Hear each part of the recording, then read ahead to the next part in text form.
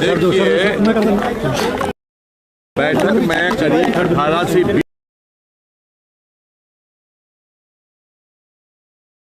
लोगों हुई।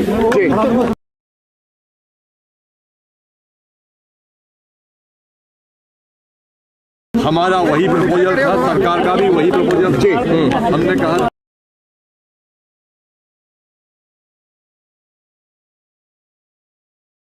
काले कानून रद्द करने की बात पर हम सारे किसान सहमत हैं। सरकार ने कहा कि संशोधन कराने की बात हम कर रहे हैं, तो आप भी विचार कर लीजिए कोई प्रपोजल पर, हम भी विचार कर लेते हैं। और इतना कह के मंत्री जी चले गए। उसके बाद हमारा लंच का टाइम हो गया। जब से हम सभी किसान बैठे मंत्री जी का इंतजार कर रहे हैं कि वो आएंगे और उनने क्या विचार किया वो बताएंगे। Thank you. मेरा किसानों को धमकी भी दी जा रही है, उस मसले पर अंदर चर्चा हुई है। हाँ, चर्चा हुई है उस पर। कितने लीडरों को टेलीफोनिक माध्यम से धमकियां आ रही हैं? अभी एक लीडर को आई है। किसको आई है? डॉक्टर दशरथ पाल जी को। राकेश टिकैत जी और पटियाला सिंह की ये गाड़ी जरूर करते हैं। रुद्र सिंह मानसा की गाड़ी का जो शीशा टूटा है या जी, अगर ज्यादा देर रुकूंगा। जी जी कक्का जी आप जा सकते हैं, जाइए आप, क्योंकि जी ਤਾਂ ਉਹਨਾਂ ਨੇ ਅੰਦਰ ਦੀ ਗੱਲਬਾਤ ਜ਼ਰੂਰ ਦੱਸੀ ਹੈ ਕਿ ਮੀਟਿੰਗ ਦੇ ਵਿੱਚ ਤਲਖੀ ਜ਼ਰੂਰ ਹੋਈ। ਮੀਟਿੰਗ ਅੱਜ ਚਰਚਾ ਜਿਹੜੀ ਆ ਉਹ ਥੋੜਾ ਸਮਾਂ ਹੋਈ ਹੈ, ਪਰ ਬ੍ਰੇਕ ਬਹੁਤ ਲੰਬਾ ਹੋਇਆ, ਬ੍ਰੇਕ ਬਹੁਤ ਜ਼ਿਆਦਾ ਲੰਬਾ ਹੋਇਆ। ਤਾਂ ਇਸ ਚੀਜ਼ ਨੂੰ ਲੈ ਕੇ ਕਿਤੇ ਨਾ ਕਿਤੇ ਜ਼ਰੂਰ ਚਿੰਤਾ ਜ਼ਰੂਰ ਵਧੀ ਹੈ ਕਿ ਇੰਨਾ ਲੰਬਾ ਬ੍ਰੇਕ ਹੋਣ ਦਾ ਕਾਰਨ ਕੀ ਹੈ। ਉਹਨਾਂ ਨੇ ਕਿਹਾ ਕਿ ਕੋਈ ਘਰੇਲੂ ਐਮਰਜੈਂਸੀ ਸੀ ਜਿਸ ਦੇ ਕਰਕੇ ਉਹ ਬਾਹਰ ਆਏ, ਪਰ ਫਿਲਹਾਲ ਕਿਉਂਕਿ ਜਿਸ ਤਰ੍ਹਾਂ ਦਾ ਮਾਹੌਲ ਇੱਥੇ ਬਣਿਆ ਹੋਇਆ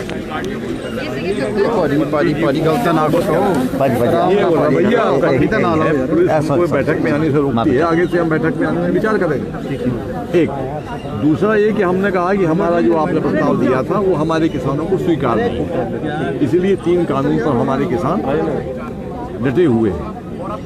तो उन्होंने कहा कि आप सुधार की बात हम हमेशा करते रहे हैं, तो एक काम करते हैं, आप भी चर्चा करिए, हम भी चर्चा करते हैं, आप यहाँ बैठिए, हम कहीं और बैठेंगे। और इतना कह के 18-20 मिनट बाद मंत्री जी अपनी टीम के साथ चले गए। जब से अभी तक लौट कर नहीं आए हैं, किसान उनका इंतजार कर रहे हैं। Thank you. पर कारण क्या सरकार की देरी क्यों है कक्का जी? ਤਾਂ ਸਿੱਧੇ ਤੌਰ ਤੇ ਜਿਵੇਂ ਅਸੀਂ ਪਹਿਲਾਂ ਵੀ ਗੱਲ ਕਰ ਰਹੇ ਸੀਗੇ, ਕਿਸਾਨ ਮੀਟਿੰਗ ਹਾਲ ਦੇ ਵਿੱਚ ਬੈਠੇ ਆ, ਵੇਟ ਕਰ ਰਹੇ ਆ, ਪਰ ਹਾਲੇ ਤੱਕ ਕੇਂਦਰੀ ਮੰਤਰੀ ਨਹੀਂ ਆਏ। ਹਾਲਾਂਕਿ ਇਸ ਤੋਂ ਪਹਿਲਾਂ ਮਾਹੌਲ ਕੁਝ ਹੋਰ ਹੁੰਦਾ ਸੀ, ਕਿਸਾਨਾਂ ਦੇ ਵੱਲੋਂ ਗੁੱਸਾ ਦਿਖਾਇਆ ਜਾਂਦਾ ਸੀ ਤਾਂ ਕੇਂਦਰੀ ਮੰਤਰੀ ਇਸ ਗੱਲ ਤੇ ਵਿਚਾਰ ਕਰਦੇ ਸੀ, ਪਰ ਅੱਜ ਮਾਹੌਲ ਕੁਝ ਇਸ ਤਰ੍ਹਾਂ ਦਾ ਹੈ। ਸਿੱਧੇ ਤੌਰ ਤੇ ਇਹ ਵੀ ਸਮਝਿਆ ਜਾ ਸਕਦਾ ਹੈ ਕਿ ਜਿਸ ਤਰੀਕੇ ਦੇ ਨਾਲ ਕੇਂਦਰ ਸਰਕਾਰ ਦੇ ਵੱਲੋਂ ਪ੍ਰਸਤਾਵ ਦਿੱਤਾ ਗਿਆ ਸੀ ਤੇ ਕਿਸਾਨਾਂ ਦੇ ਵੱਲੋਂ ਉਸ ਨੂੰ ਨਾ ਮਨਜ਼ੂਰ ਕੀਤਾ ਗਿਆ, ਠੁਕਰਾਇਆ ਗਿਆ, ਕਿਤੇ ਨਾ ਕਿਤੇ ਇਸ ਗੱਲ ਦੇ ਨਾਲ ਵੀ ਜਿਹੜੀ ਆ ਤਲਖੀ ਆਪਾਂ ਸਮਝ ਸਕਦੇ ਹਾਂ। ਕਿਉਂਕਿ ਸ਼ੁਰੂਆਤ ਦੇ ਵਿੱਚ ਜੋ ਕੁਝ ਹੋਇਆ, ਸਭ ਤੋਂ ਪਹਿਲਾਂ ਰੁੱਦੂ ਸਿੰਘ ਮਾਨਸਾ ਦੀ ਗੱਡੀ ਦੀ ਭੰਨਤੋੜ ਕੀਤੀ ਗਈ, ਉਹਦਾ ਸਿਲਸਿਲਾ ਚੱਲਿਆ, ਉਹਦੀ ਗੱਲਬਾਤ ਚੱਲੀ ਕਿ ਅਜਿਹਾ ਕਿਉਂ ਹੋ ਰਿਹਾ, ਤੁਸੀਂ ਸਾਡੇ ਲੀਡਰਾਂ ਨੂੰ ਦਬਾਉਣਾ ਚਾਹੁੰਦੇ ਹੋ, ਤੁਸੀਂ ਸਾਡੇ ਅੰਦੋਲਨ ਤੋਂ ਬੌਖਲਾਏ ਹੋਏ ਹੋ।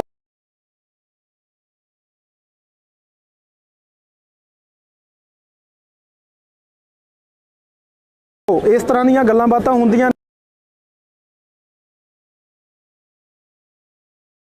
ਸਕਦੇ ਸੀ, ਪਰ ਉਸ ਤੋਂ ਪਹਿਲਾਂ ਤੁਸੀਂ ਮੀਡੀਆ ਕੋਲ ਗਏ ਤਾਂ ਕਿਸਾਨਾਂ ਨੇ ਸਿੱਧੇ ਤੌਰ ਤੇ ਕਿਹਾ ਕਿ ਅਸੀਂ ਮੀਟਿੰਗ ਕੀਤੀ ਆ, ਮੀਟਿੰਗ ਤੋਂ ਬਾਅਦ ਮੀਡੀਆ ਆਇਆ, ਮੀਡੀਆ ਨੇ ਸਵਾਲ ਕੀਤੇ ਆ, ਅਸੀਂ ਉਹਨਾਂ ਸਵਾਲਾਂ ਦੇ ਜਵਾਬ ਦਿੱਤੇ ਆ। ਤਾਂ ਸਾਡੇ ਵੱਲੋਂ ਮੀਡੀਆ ਕੋਲ ਨਹੀਂ ਗਏ ਸੀ, ਮੀਡੀਆ ਨੇ ਸਵਾਲ ਕੀਤੇ ਆ ਤਾਂ ਅਸੀਂ ਜਵਾਬ ਦਿੱਤੇ ਆ। ਇਸ ਗੱਲ ਨੂੰ ਲੈ ਕੇ ਵੀ ਕਿਤੇ ਨਾ ਕਿਤੇ ਤਲਖੀ ਜ਼ਰੂਰ ਰਹੀ, ਕਿਉਂਕਿ ਨਰਿੰਦਰ ਤੋਮਰ ਹੋਰਾਂ ਨੇ ਇਸ ਗੱਲ ਦਾ ਰੋਸ ਜ਼ਾਹਿਰ ਕੀਤਾ ਸੀ। ਤਾਂ ਇਸ ਵੇਲੇ ਦੀ ਜੋ ਅਪਡੇਟ ਹੈ ਕਿ ਕਿਸਾਨ ਲੰਚ ਤੋਂ ਬਾਅਦ ਮੀਟਿੰਗ ਹਾਲ ਦੇ ਵਿੱਚ ਬੈਠੇ ਨੇ, ਪਰ ਹਾਲੇ ਤੱਕ ਕੇਂਦਰੀ ਮੰਤਰੀ ਮੀਟਿੰਗ ਹਾਲ ਦੇ ਵਿੱਚ ਨਹੀਂ ਬੈਠੇ, ਨਹੀਂ ਆਏ, ਜਿਨ੍ਹਾਂ ਦਾ ਇੰਤਜ਼ਾਰ ਕੀਤਾ ਜਾ ਰਿਹਾ। ਤਸਵੀਰਾਂ ਤੁਹਾਨੂੰ ਦਿਖਾ ਰਹੇ ਹਾਂ ਵਿਗਿਆਨ ਭਵਨ ਦੇ ਬਾਹਰ ਦੀਆਂ, ਇਹ ਤਸਵੀਰਾਂ ਨੇ।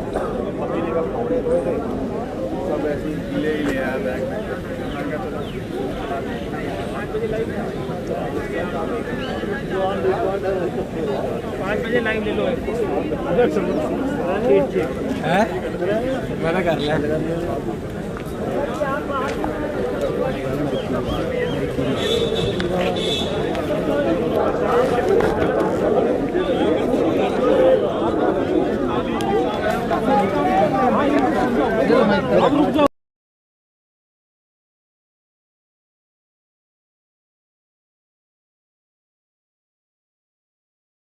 ना बाइक के लिए ना समझे तो क्या है।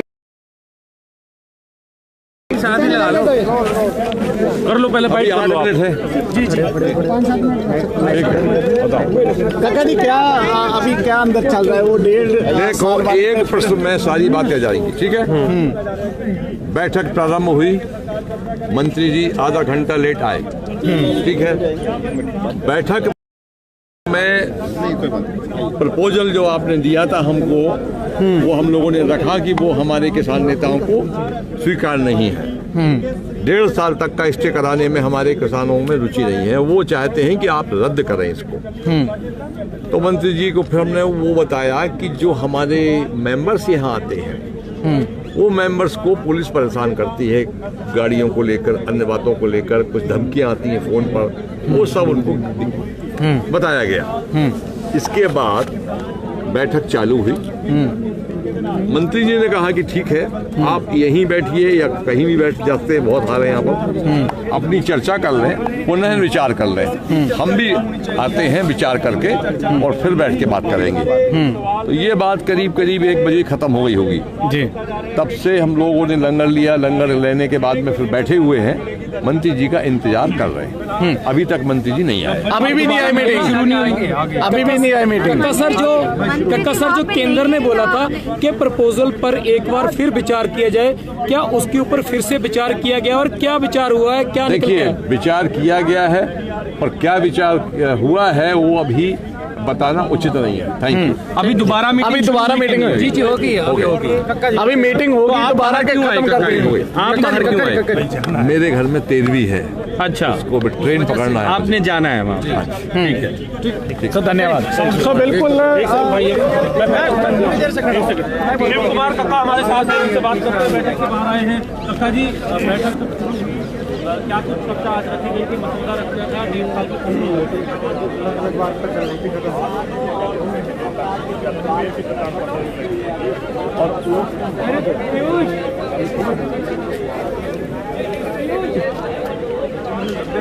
मैं चकते बढ़ के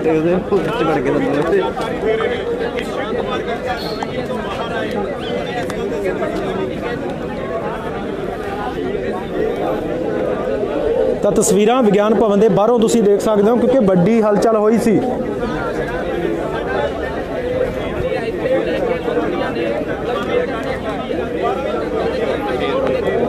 ਤਾਂ ਇਹ ਵੱਡੀ ਹਲਚਲ ਜ਼ਰੂਰ ਹੋਈ ਸੀ, ਕਿਉਂਕਿ ਅੱਜ ਦੀ ਮੀਟਿੰਗ ਤੇ ਨਜ਼ਰਾਂ ਬਣੀਆਂ ਹੋਈਆਂ, ਸਭ ਦੀਆਂ ਨਜ਼ਰਾਂ ਟਿਕੀਆਂ ਹੋਈਆਂ ਅੱਜ ਦੀ ਮੀਟਿੰਗ ਤੇ, ਕਿਉਂਕਿ ਪ੍ਰਸਤਾਵ ਕੇਂਦਰ ਸਰਕਾਰ ਦੇ ਵੱਲੋਂ ਦਿੱਤਾ ਗਿਆ ਸੀ। ਕਿਸਾਨਾਂ ਦੇ ਵੱਲੋਂ ਲਗਭਗ 10 ਘੰਟੇ ਦਾ ਮੰਥਨ ਕੀਤਾ ਗਿਆ ਸੀ।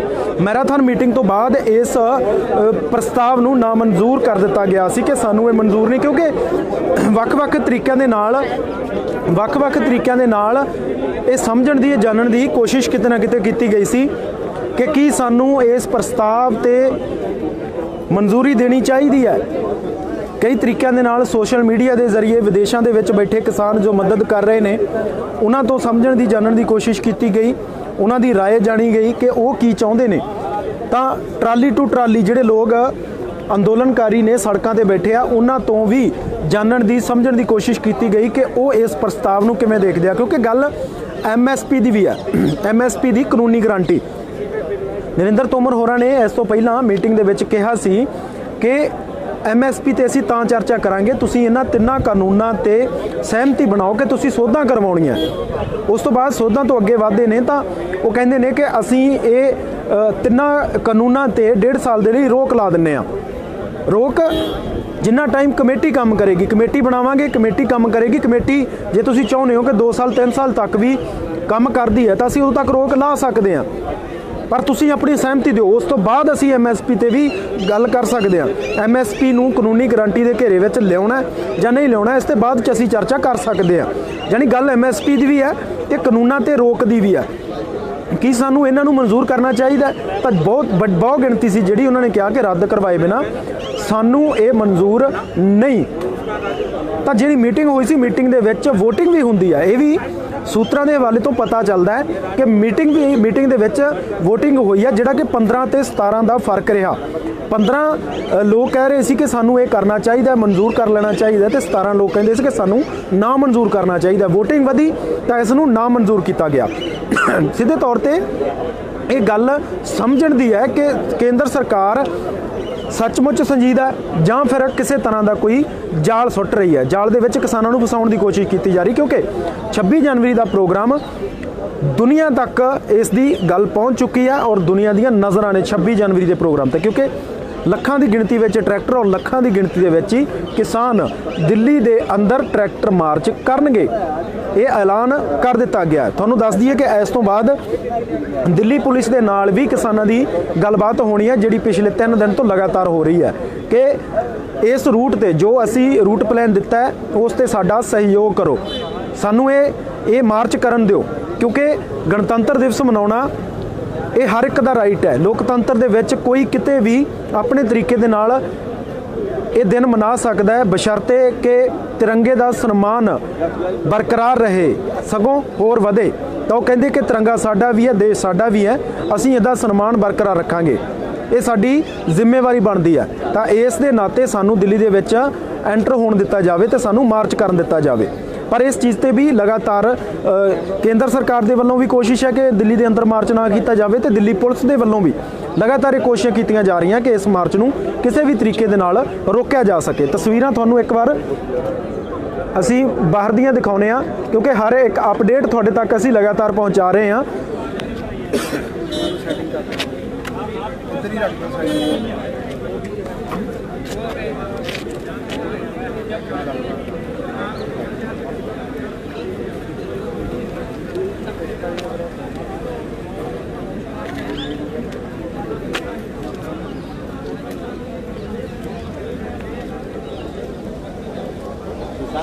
ਤਾਂ ਇਹ ਤਸਵੀਰਾਂ ਵਿਗਿਆਨ ਭਵਨ ਦੇ ਬਾਹਰ ਦੀਆਂ ਸੀਗੀਆਂ, ਤੁਹਾਨੂੰ ਦਿਖਾ ਰਿਹਾ ਕਿ ਲਗਾਤਾਰ ਡੈਡਲੌਕ ਦੀ ਸਥਿਤੀ ਹੈ ਜਿਹੜੀ ਉਹ ਲਗਾਤਾਰ ਬਣੀ ਹੋਈ ਹੈ ਕਿ ਡੈਡਲੌਕ ਇਸ ਤੋਂ ਪਹਿਲਾਂ ਡੈਡਲੌਕ ਰਿਹਾ ਕਿ ਗੱਲਬਾਤ ਹੀ ਨਹੀਂ ਚੱਲ ਰਹੀ ਸੀ, ਪਰ ਇਸ ਵੇਲੇ ਡੈਡਲੌਕ ਗੱਲਬਾਤ ਦਾ ਬਣਿਆ ਹੋਇਆ ਕਿ ਗੱਲਬਾਤ ਅੱਗੇ ਨਹੀਂ ਵੱਧ ਰਹੀ।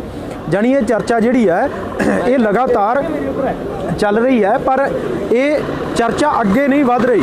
ਜਾਣੀ ਇਹ ਕਿਤੇ ਨਾ ਕਿਤੇ ਕੋਸ਼ਿਸ਼ ਦੇ ਵਿੱਚ ਜ਼ਰੂਰ ਨੇ ਕਿਸਾਨ ਕਿ ਗੱਲਬਾਤ ਅੱਗੇ ਵਧੇ, ਕੇਂਦਰ ਸਰਕਾਰ ਵੀ ਚਾਹੁੰਦੀ ਹੈ। ਪਰ ਅੱਜ ਦੀ ਮੀਟਿੰਗ ਦੇ ਵਿੱਚ ਕੇਂਦਰ ਸਰਕਾਰ ਦੀ ਬੇਰੁਖੀ ਹੈ ਉਹ ਸ਼ਰੇਆਮ ਜਿਹੜੀ ਹੈ ਉਹ ਸਾਹਮਣੇ ਆਈ, ਬੇਰੁਖੀ ਸਾਹਮਣੇ ਆਈ ਸਿੱਧੇ ਤੌਰ ਤੇ। ਤਾਂ ਅਸੀਂ ਲਗਾਤਾਰ ਵਿਗਿਆਨ ਭਵਨ ਦੇ ਬਾਹਰ ਬਣੇ ਹੋਏ ਹਾਂ, ਤਸਵੀਰਾਂ ਦਿਖਾ ਦਿੰਦੇ ਹਾਂ ਤੁਹਾਨੂੰ ਇੱਕ ਵਾਰ ਕਿ ਇੱਥੇ ਵੱਡੀ ਗਿਣਤੀ ਦੇ ਵਿੱਚ ਮੀਡੀਆ ਵੀ ਤਾਇਨਾਤ ਹੈ ਔਰ ਕਿਉਂਕਿ ਅੱਜ ਦੀ ਮੀਟਿੰਗ ਤੇ ਹਰ ਇੱਕ ਦੀਆਂ ਨਜ਼ਰਾਂ ਬਣੀਆਂ ਹੋਈਆਂ ਤਾਂ ਹਰ ਇੱਕ ਅਪਡੇਟ ਤੁਹਾਡੇ ਤੱਕ ਪਹੁੰਚਾਉਣਾ ਲਾਜ਼ਮੀ ਹੋ ਜਾਂਦਾ ਹੈ।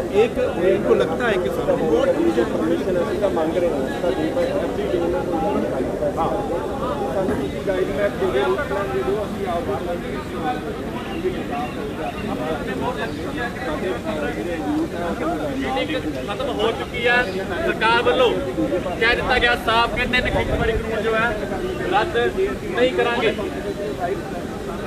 प्रशासन की जिम्मेवारी है लॉ एंड ऑर्डर कंट्रोल करने की, ਉਹਦੇ ਵਿੱਚ ਹੈਲਪ ਕਰਾਂਗੇ, ਅਸੀਂ यूनियन हेल्प करेंगे, ਅਸੀਂ ਸਾਰਾ ਕੁਝ ਕਰ ਰਹੇ ਹਾਂ। क्यों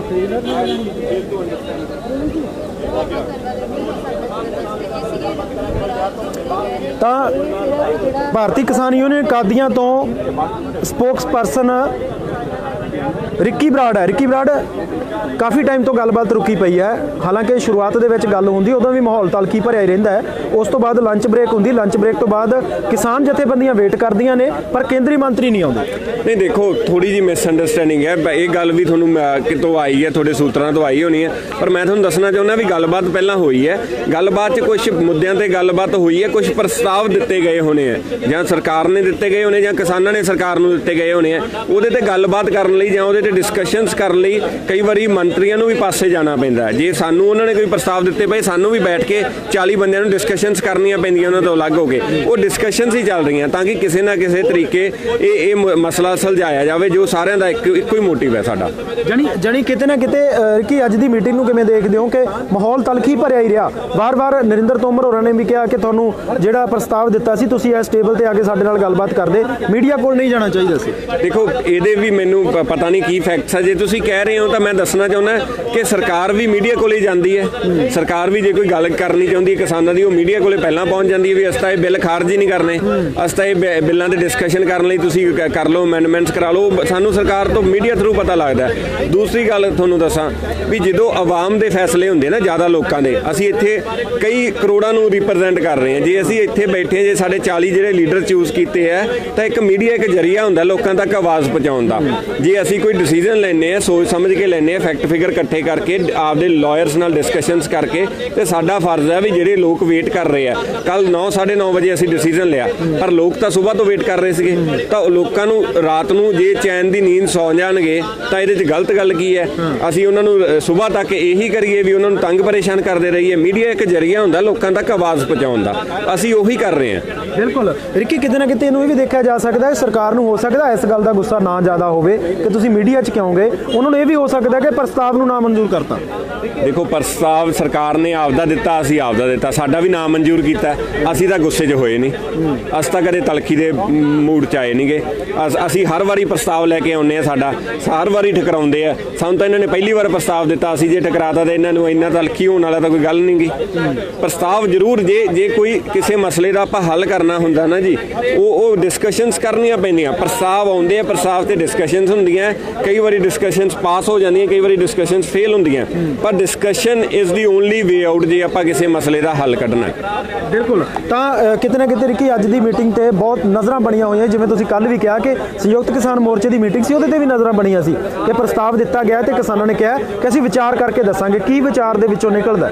ਅੱਜ ਦੀ ਮੀਟਿੰਗ ਤੇ ਵੀ ਨਜ਼ਰਾਂ ਬਣੀਆਂ ਹੋਈਆਂ ਸੀ ਕਿ ਨਵਾਂ ਕੋਈ ਪ੍ਰਸਤਾਵ ਆ ਸਕਦਾ। ਲੱਗਦਾ ਕੋਈ ਨਵਾਂ ਪ੍ਰਸਤਾਵ ਸਰਕਾਰ ਦੇ ਸਕਦੀ ਹੈ ਕਿਸੇ ਤਰ੍ਹਾਂ ਦਾ? ਬਿਲਕੁਲ ਬਿਲਕੁਲ, ਸਰਕਾਰ ਕੋਈ ਪ੍ਰਸਤਾਵ ਦੇ ਸਕਦੀ ਹੈ। ਜੇ ਸਰਕਾਰ ਪ੍ਰਸਤਾਵ ਦੇਊਗੀ ਤਾਂ ਉਹਦੇ 'ਤੇ ਡਿਸਕਸ਼ਨ ਕਰਨੀਆਂ, ਜਾਂ ਕਈ ਵਾਰੀ ਸਾਨੂੰ ਲੀਗਲ ਓਪੀਨੀਅਨ ਲੈਣਾ ਪੈਂਦਾ, ਜਾਂ ਸਾਨੂੰ ਇਨਪੁਟਸ ਲੈਣੀਆਂ ਪੈਂਦੀਆਂ। ਜਿਹੜੇ ਸਾਡੇ ਹੋਰ ਬੰਦੇ ਬੈਠੇ ਆ, ਹੋਰ ਬੈਠੇ ਆ, ਉਹਨਾਂ ਤੋਂ ਲੈਣੀਆਂ ਪੈਂਦੀਆਂ ਇਨਪੁਟਸ।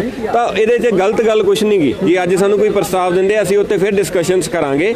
ਅਸੀਂ ਕੱਲ ਦੀ ਮੀਟਿੰਗ ਜੇ ਫਿਰ ਰੱਖਣਗੇ, ਅਸੀਂ ਫਿਰ ਆਵਾਂਗੇ, ਕਿਉਂਕਿ ਈਵਨ ਅਸੀਂ ਵੀ ਚਾਹੁੰਦੇ ਹਾਂ, ਕਰੀਬ ਸਾਡੇ 125 ਤੋਂ ਉੱਪਰ ਜਿਹੜੇ ਬਜ਼ੁਰਗ ਜਾਂ ਵੀਰ ਜਿਹੜੇ ਸ਼ਹਾਦਤ ਪ੍ਰਾਪਤ ਕਰ ਚੁੱਕੇ ਆ, ਅਸੀਂ ਵੀ ਚਾਹੁੰਦੇ ਹਾਂ ਵੀ ਮਸਲੇ ਦਾ ਹੱਲ ਜਲਦ ਤੋਂ ਜਲਦ ਹੋਵੇ।